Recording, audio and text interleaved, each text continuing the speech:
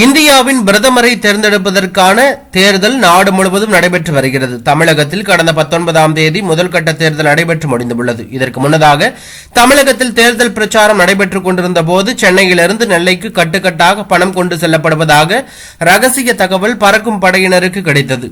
இதனையடுத்து போலீசார் திடீர் சோதனை மேற்கொண்ட போது முன்பதிவு செய்யப்பட்ட ரயிலில் இருந்து சதீஷ், நவீன், பெருமாள் ஆகிய 3 பேரிடமிருந்து 3 பெட்டிகளில் கட்டுக்கட்டாக 4 கோடி ரூபாய் பணம் இருந்தது கண்டறியப்பட்டது. இதனையடுத்து போலீசார் 3 பேரிடம் விசாரணை நடத்தியதில் பாஜக வேட்பாளர் நயினார் நாகேந்திரனுக்கு சொந்தமான புரசவாக்கத்தில் உள்ள ப்ளூ டைமண்ட் ஹோட்டலில் வேலை செய்வதாகவும் இந்த பணம் தேர்தல் செலவுக்காக அவர் எடுத்து வர சொன்னதாகவும் போலீசாரிடம் தெரிவித்தார்கள். இதனைத் தொடர்ந்து 4 கோடி ரூபாய் பணம் தொடர்பாக விசாரணைக்கு ஆஜராகும்படி தாம்பரம் போலீசார் நயினார் நாகேந்திரனுக்கு சம்மன் அனுப்பியிருந்தார்கள்.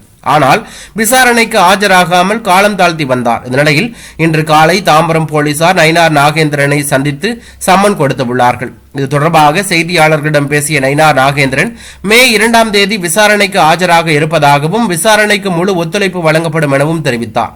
மேலும் தாம்பரம் ரயில் நிலையத்தில் பிடிபட்ட 4 கோடி ரூபாய் என்னுடைய பணம் இல்லை என கூறினார்.